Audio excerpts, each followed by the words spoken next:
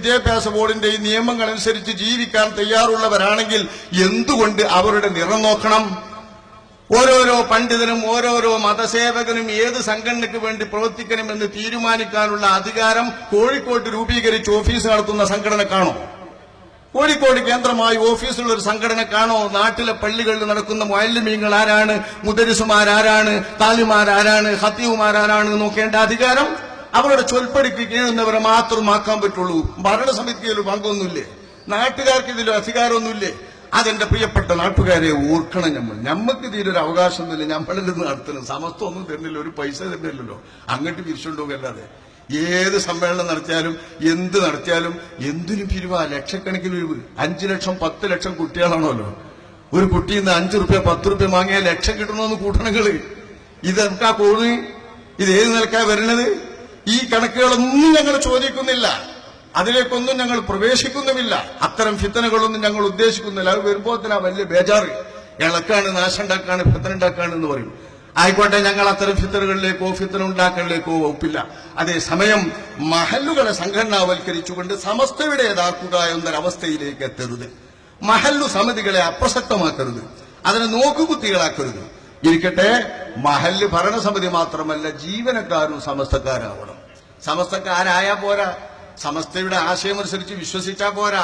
പച്ചപ്പാവങ്ങളായി പണ്ടുകാലത്തെ അഹ്ലുസുന്നത്ത് വൽ ജമാഅത്തിന്റെ ആശയത്തിൽ ജീവിച്ചു വരുന്ന ഏതെങ്കിലും സാധുക്കള് ഓല വല്ല പ്രസിദ്ധീകരണത്തിനോ ആളെ ചേർത്തൊടുത്തിട്ടില്ലെങ്കിലോ വരിക്കാരെ ചേർത്തൊടുത്തിട്ടില്ലെങ്കിലോ അയാൾക്ക് മദ്രസ പഠിപ്പിക്കാൻ അധികാരമില്ല. അയാൾ മദ്രസ പഠിപ്പിക്കാൻ പറ്റൂല. അയാൾക്ക് മദ്രസ പഠിപ്പിച്ചത് എത്ര കൊല്ലാണ് എന്നുള്ളതിന് ഇത്ര കൊല്ലം മദ്രസയിൽ പഠിപ്പിച്ചിരിക്കുന്നു എന്നതിനുള്ള സർവീസ് രജിസ്റ്റർ ഉണ്ട്. MSR ഇതൊക്കെ പറഞ്ഞ് പേടിപ്പിച്ച MSR മുഅല്ലിം സർവീസ് രജിസ്റ്റർ എന്താ അതിന്റെ അർത്ഥം? സഹോദരന്മാരൊന്ന് ആലോചിച്ച് നോക്കുകയാണെങ്കിൽ തിരിയുന്ന എല്ലാ മനുഷ്യന്മാർക്കും ആലോചിച്ചൂടെ? മുഅല്ലിം സർവീസ് രജിസ്റ്റർ എന്ന് പറഞ്ഞാൽ ഈ മുഅല്ലിമിന് എത്ര സർവീസ് ഉണ്ട് മുഅല്ലിമായിട്ട് എന്ന് രജിസ്റ്റർ ചെയ്യുന്നതല്ലേ? ഇത് രേഖപ്പെടുത്തുന്ന രേഖയല്ലേ? ഈ മുഅല്ലിമിന് എത്ര കൊല്ലത്തെ മദ്രസയിലെ സർവീസ് ഉണ്ട് എന്ന് ആ മദ്രസയിലെ കാര്യം പറയേണ്ടത് ആ മദ്രസയിലെ ഭരണസമിതിയല്ലേ? ആ ഭരണസമിതിയല്ലേ അതിൽ ഒപ്പിട്ട് കൊടുക്കേണ്ടത്?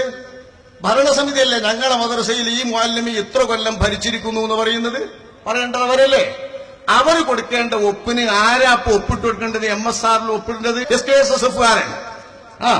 രണ്ടു കൂട്ടരും മറ്റേ കൂട്ടർക്ക് നമുക്ക് അറിഞ്ഞൂടാ. അവിടെ നാട്ടിലൊക്കെ നടക്കണ 9,000 മദ്രസ 10,000 മദ്രസ നടക്കുന്നതുകൊണ്ട് നമ്മളങ്ങനെ പറയാന്നുള്ളൂ. ഞങ്ങൾക്ക് ഇത് രണ്ടു കൂട്ടരും കണക്കാം.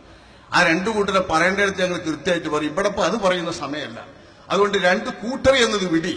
നാട്ടിൽ നടക്കുന്ന ഫസാദ് സംബന്ധിച്ച് വിഷയം സംബന്ധിച്ച ഇപ്പോഴത്തെ ചർച്ച, ഈ ചർച്ച പ്രകാരം MSR ഒരു മുഅല്ലിമിന് അയാൾ ഇത്ര കൊല്ലം ഈ മദ്രസയിൽ സർവീസ് ചെയ്തു എന്ന് ആ മദ്രസയിലെ മാനേജ്മെന്റ് എഴുതുന്നതിനു പകരം MSR ലഭിക്കുന്നതിന് ആരുടെ ഒപ്പ് വേണം, ആരുടെ അംഗീകാരം വേണം?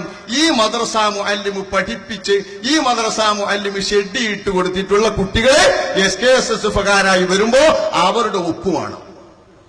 അതതിന് മാത്ര ഈ മദ്രസയിലെ മുഅല്ലിമീങ്ങളിൽ നിന്ന് വാങ്ങും. ഓരോ കൊല്ലത്തിലും ഒരു പ്രവൃത്തി ദിവസത്തിൽ അയാൾക്ക് കിട്ടുന്ന ശമ്പളത്തിന്റെ ഒരു വേതനത്തിന്റെ ഒരു പങ്ക് അത് വാങ്ങുമ്പോ ഏത് ഗ്രൂപ്പുകാരൻ്റെതും വാങ്ങാം. AP-കാരൻ്റെവും വാങ്ങാം, സംസ്ഥാനക്കാരൻ്റെവും വാങ്ങാം, തെബിലീഗാരൻ്റെവും വാങ്ങാം, തുരീഖത്താൻ്റെവും വാങ്ങാം, വഹാബിയാണെങ്കിൽ അവൻ വാങ്ങാം, ഏത് കൂട്ടത്തിലുണ്ടെങ്കിലും വാങ്ങാം, മദ്രസ മുഅല്ലിമിന്റെ ഒക്കെ വാങ്ങാം. പക്ഷേ വാങ്ങിച്ച പൈസ ക്ഷേമനിധിയിലേക്ക് കൊണ്ടുപോയിട്ട് അവരടക്കേണ്ടയിടത്തും ബാങ്കിലൊക്കെ കൊണ്ടുപോയി ഇട്ടിട്ട് കിട്ടിയിട്ടൊന്നായിട്ടായതിന്റെ ശേഷം അത് ആർക്കുള്ളതാ? മുഅല്ലിം ക്ഷേമനിധി പേരതാണ്. ഇത് മാത്രമല്ല വരുമാനം. കുട്ടികളിൽ നിന്ന് സ്റ്റാമ്പ് കൊടുത്തിട്ട് എത്ര റുപ്യാണ് ഓരോ കൊല്ലവും ഇതിനു വേണ്ടി ആക്കുന്നത്? അത് AP-കാരന്റെ കുട്ടികളിൽ നിന്നും പറ്റും, എല്ലാവരുടെ കുട്ടികളിൽ നിന്നും പറ്റും, ഏത് കുട്ടികളിൽ നിന്നും പറ്റും. അവരൊക്കെ പൈസ പറ്റും മുഅല്ലിം ക്ഷേമനിധിക്ക് വാങ്ങാൻ. വാങ്ങി സ്വരൂപിക്കാൻ ഏതു കൂട്ടരുടെയും പൈസ പറ്റും. ഇതെല്ലാം വാങ്ങിവെക്കാൻ അതിന് സമസ്തക്ക് വേറെ ഒന്നും വേണ്ട. അതേസമയം അത് തിരിച്ചിട്ട് മുഅല്ലിമീങ്ങൾക്ക് അവകാശപ്പെട്ടവർക്ക് വീട് വെക്കാൻ കൊടുക്കാൻ, അവരുടെ മക്കളെ കെട്ടിക്കാൻ കൊടുക്കാൻ, ബാപ്പാന്റെ ചികിത്സക്ക് കൊടുക്കാൻ, ഉമ്മാന്റെ ചികിത്സക്ക് കൊടുക്കാൻ, പൊക്കിക്കുറച്ച് ഈ മുഅല്ലിമ തന്നെ ചികിത്സക്ക് വിധേയനാവുമ്പോൾ കൊടുക്കാൻ, ഹാർട്ടിന് പ്രശ്നമുണ്ടായിട്ട് പെട്ടെന്ന് രോഗം വരുമ്പോൾ ചികിത്സക്ക് കൊടുക്കാൻ എഴുതി കൊടുത്താൽ കിട്ടണമെങ്കിൽ SKSS-കാരന്റെ ഒപ്പ് വേണം. ഇയാൾ ഞങ്ങൾക്കും വേണ്ടി വരിയേർക്കുന്ന ആളാണ്, ഞങ്ങളൊപ്പം നടക്കുന്ന ആളാണ് പ്രവർത്തിക്കാൻ. SKSS പറഞ്ഞ ഏതാ? Samastha Kerala Sunni students federation. Students വിദ്യാർത്ഥികളുടെ സംഘടനയാ കൂട്ടരെ. വിദ്യാർത്ഥികളുടെ സംഘടനയിൽപ്പെട്ട് വിദ്യാർത്ഥിയുടെ ഒപ്പുമാണം അയാളെ ബാപ്പാനും പഠിപ്പിച്ച മുഅല്ലിമിന് ക്ഷേമനിധി എന്ന് വല്ലതും കിട്ടണമെങ്കിൽ ഈ കുട്ടിന്റെ ബാപ്പാനും പഠിപ്പിച്ച അധ്യാപകനായിരിക്കും മുഅല്ലിം. ഈ മുഅല്ലിമിന് ക്ഷേമനിധിന്ന് പൈസ കൊടുത്തത് കിട്ടണമെങ്കിൽ അയാളെ ഒരു ദിവസത്തെ വേതനം കൊല്ലം വാങ്ങിക്കുന്നുണ്ട്. ഇതില്ലേ എന്ന് ചോദിക്കുക അധ്യാപകരോട് ചോദിക്കുക. തീർച്ചയായും ഉണ്ട്. ഏത് അധ്യാപകനിൽ നിന്നും വാങ്ങി വെക്കുന്നുണ്ട്, ഏത് പാർട്ടിക്കാരിൽ നിന്നും വാങ്ങി വെക്കുന്നുണ്ട്, ഏത് ഗ്രൂപ്പുകാരിൽ നിന്നും വാങ്ങി വെക്കുന്നുണ്ട്. അത് വാങ്ങിക്കൊടുക്കുമ്പോ അത് ഗ്രൂപ്പ് നോട്ടല്ല. വാങ്ങിവെച്ച ഈ കാശ് കൊടുക്കുമ്പോ ഗ്രൂപ്പ് മാത്രം പോരാ, സംഘടനാ പ്രവർത്തനം നടത്തിയാലും പോരാ. അത് നടത്തുന്നുണ്ട് എന്ന് SKSS ഒപ്പിട്ട് കൊടുത്തെങ്കിൽ മാത്രമേ അയാൾക്ക് മുഅല്ലിമാണ് ഈ മദ്രസയിൽ എന്നതിനുള്ള സർവീസ് രജിസ്റ്ററിൽ പോലും ഒപ്പ് കിട്ടുള്ളൂ എന്നുള്ള അവസ്ഥ, മുഅല്ലിം ക്ഷേമനിധിയിൽ സഹായം കിട്ടുള്ളൂ എന്നുള്ള അവസ്ഥ.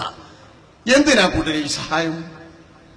ഇതാരാന്റെ സഹായം? ഇത് സമൂഹം കൊടുക്കുന്ന സഹായമല്ലേ? അവർക്ക് അവകാശപ്പെട്ട സഹായമല്ലേ? അവർ കൂടി പഠിപ്പിച്ചിട്ടുള്ള മദ്രസയിലെ പാഠബുക്കുകൾ പഠിപ്പിച്ച് കിട്ടുന്ന വരുമാനത്തിന്റെ ലാഭത്തിന്റെ അംശമല്ലേ ക്ഷേമനിധിയിലെ വലിയൊരു സംഖ്യ? അതിനവർക്ക് അവകാശമല്ലേ? ഇവിടെ ഈ രാജ്യത്തെ തൊഴിലാളി പ്രസ്ഥാനങ്ങൾ കൂടി ഈ വിഷയത്തിൽ ചിന്തിക്കണം. ഈ വിഷയത്തിൽ തൊഴിലാളി പ്രസ്ഥാനങ്ങൾ കൂടി അവകാശ നിഷേധത്തിനെതിരെ രംഗത്തിറങ്ങേണ്ടി വന്നിരിക്കുന്നു സഹോദരന്മാരെ. ഇവിടുത്തെ തൊഴിലാളി പാർട്ടി നേതാക്കൾ ഇത് കേൾക്കണം. മദ്രസാധ്യാപകരായ ഞങ്ങളുടെ പാവപ്പെട്ട മുഅല്ലിമീങ്ങളും തൊഴിലാളികളാണ്, സേവനം ചെയ്യുന്നവരാണ്. എന്താണ് അവരുടെ തൊഴിലിനുള്ള കിട്ടലെന്ന് പറയാൻ നിങ്ങൾക്കറിയില്ലേ? ഒരു മദ്രസ മുഅല്ലിമിന്റെ ശമ്പളം 3000, 4000, 5000 ഉറുപ്പികയിലധികം ഒരു മുഅല്ലിം ശമ്പളം വാങ്ങുന്നില്ല. സൈഡ് ബിസിനസ് നടത്തിയിട്ട് വേറെ വല്ല ജോലിക്കും പോയിട്ട് ഓട്ടോറിച്ച് ഓടിച്ചിട്ട് കടകളിൽ പോയിട്ട് മറ്റെന്തെങ്കിലും പണികളെടുത്തിട്ട് ആ കുട്ടികളെ പോറ്റുന്നത്, കുടുംബം പോറ്റുന്നത്. അങ്ങനത്തെ മുഅല്ലിമീങ്ങൾക്ക് അവർ കൂടി പഠിപ്പിച്ചിട്ടുള്ള പാഠബുക്കിന്റെ പേരിൽ കിട്ടിയ വേതനത്തിന്റെ സംഖ്യയിൽ നിന്ന് അർഹതപ്പെട്ട അവകാശപ്പെട്ട മുഅല്ലിം ക്ഷേമനിധിയിലെ എന്തെങ്കിലും നിലക്കുള്ള ക്ഷേമം, അതിന്റെ ചെറിയൊരു ഫണ്ട് ചില്ലിയ കൊടുക്കുക. ആ കൊടുക്കുന്നത് കിട്ടണമെങ്കിൽ ഇത്തരത്തിലുള്ള പുലിവാലുകളെല്ലാം പിടിക്കണം. ഈ പാവം SKSS ഒപ്പുവാങ്ങണം. ജീവനക്കാരിങ്ങനെ ആവണം എന്നതൊരു സാക്ഷ്യമാണ്. ജീവനക്കാർ പോരാ, മദ്രസയിലെ വിദ്യാർത്ഥികളും സംഘടനാ പ്രവർത്തകരാകണം. നിങ്ങൾ കണക്കിലെടുക്കണം. 5 വയസ്സായിട്ടുള്ള 1ാം ക്ലാസ്സിലെ കുട്ടി മുതൽക്ക് സംഘടനാ പ്രവർത്തകരാകണം. സമസ്തന്റെ സംഘടനാ പ്രവർത്തനത്തിൽ കുട്ടിയും പ്രവർത്തിക്കണം.